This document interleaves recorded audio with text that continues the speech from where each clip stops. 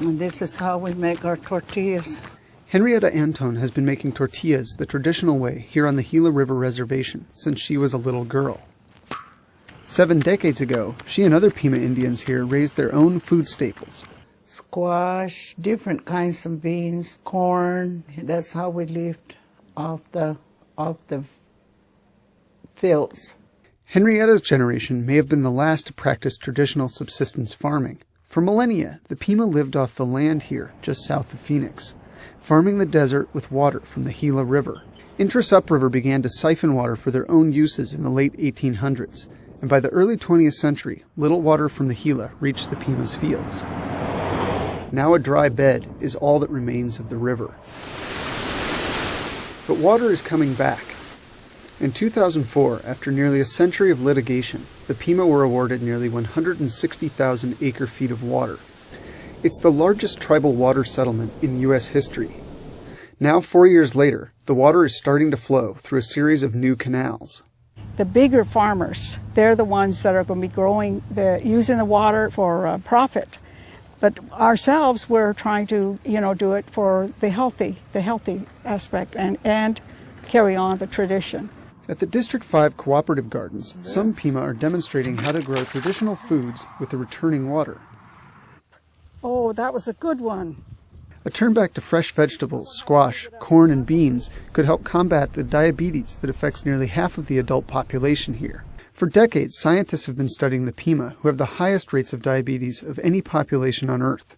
Many suffer from obesity and heart disease as well. One theory is that they have a thrifty gene that helped their ancestors store calories during lean times.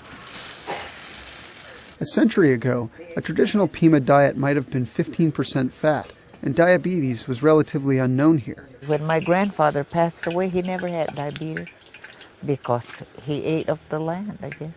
But when water stopped flowing to the Pima's fields, their lives and health changed. When the water went down, it really affected a lot because we could not eat what we grew. That was the best we could ever eat, our own.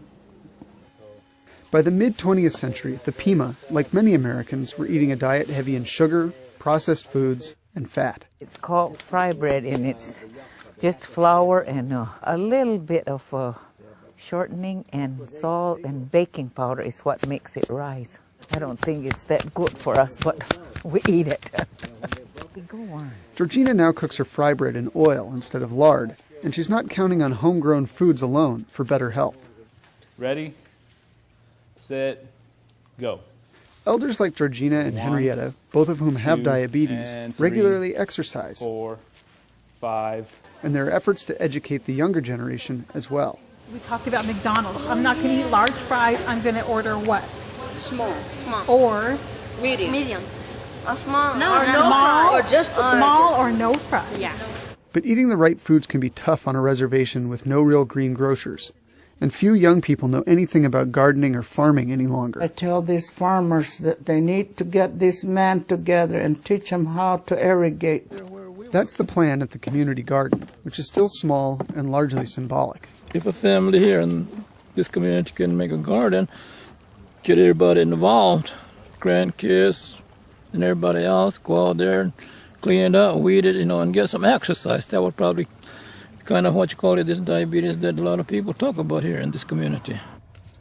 Everyone knows that old habits are hard to break, but the return of water presents an opportunity for change. If the people want it to happen, it'll happen.